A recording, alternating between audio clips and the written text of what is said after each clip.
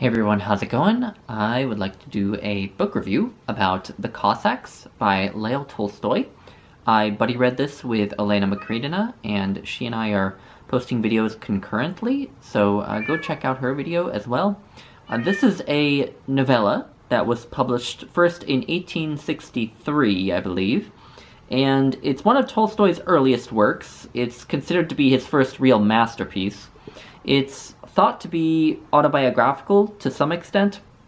And so what it's about this young man named Olenin, who is in his early 20s, and he is very, very wealthy. He inherited a lot of money from his parents, and he has serfs, he has big homes, he has a very privileged life.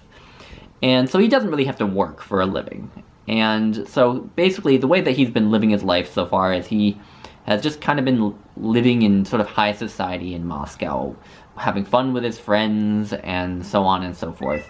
And at the beginning of the story, he has decided that that life is empty, and he's decided that to find himself, he's going to go off to the Caucasus in the army. He's going to join the army and go off to the Caucasus. So he goes to the Caucasus, and he's stationed in a town of Cossacks. And the Cossacks are, as I understand, a ethnic group in Eastern Europe who either speak a dialect of Russian or speak a language that's very close to Russian, that's Slavic, and they practice a form of Orthodox Christianity that I think is distinct from Russian Orthodoxy, and they have their own distinct culture as well. So he's in this town of Cossacks, and to a degree the novella is kind of a portrait of the Cossacks as a culture, and that's very interesting. I find learning about new cultures extremely interesting. So you're kind of seeing it through Olenin's eyes, since he's seeing it as kind of a foreigner. And Olenin lives among the Cossacks and kind of tries to figure out what he wants to do with his life, where he wants to find meaning in life. And he becomes friends with this older guy in the Cossack community named Yeroshka, who in my translation, which is by Rosemary Edmonds, he's referred to as Gaffer Yeroshka, which just makes me think of the Gaffer from The Lord of the Rings. But apparently in the Russian, as Elena told me, he's referred to as Uncle Yeroshka, which I much prefer. But Yeroshka is an old man, and he has all these stories about the old days, which he, of course, sees as much better than the current days. He's always talking about how, young Cossacks aren't as hardy as older Cossacks were, and so on. And he's telling all these stories about the old days, and Olenin loves that, and they drink and they eat together and they enjoy themselves. Olenin also sort of gets to know another young man named Luca, and Luca is a Cossack who has very recently, when Olenin arrived, kind of been praised a lot for killing a Chechen warrior who was intruding on the land of the Cossacks. And so he is kind of puffed up and thinks very highly of himself for this act of killing this supposed enemy. And what's interesting about that in terms of Luca's character is the fact that when he kills the Chechen in the scene where it happens, you can kind of see that it mostly happened through luck, and a lot of people kind of point that out. But Luca doesn't really mind. He still, thinks very highly of himself after his deed. And Olenin kind of starts to get to know Luca. He kind of wants to strike up a friendship with Luca, but Luca is not very receptive to that. In addition to Luca not liking Olenin to a certain extent, Luca and Olenin also both desire the same woman. So there's this young woman named Maryanka, who Luca actually wants to marry. He actually gets betrothed to her at one point in the story, and Olenin sort of falls in love with, or at least is infatuated with. Whether what he feels for her is really love or not is up for debate. But they also both desire the same woman, and so that is something that causes rivalry between the two of them and sours their relationship. But what I think is interesting is I think Luca and Olenin are put up as sort of two points of comparison. So Olenin is in the Caucasus to find meaning in his life, and he keeps having these epiphanies. He has a couple of epiphanies, which you get the sense as they're happening are kind of superficial, that they're not really going to last, they're not really going to do it for him.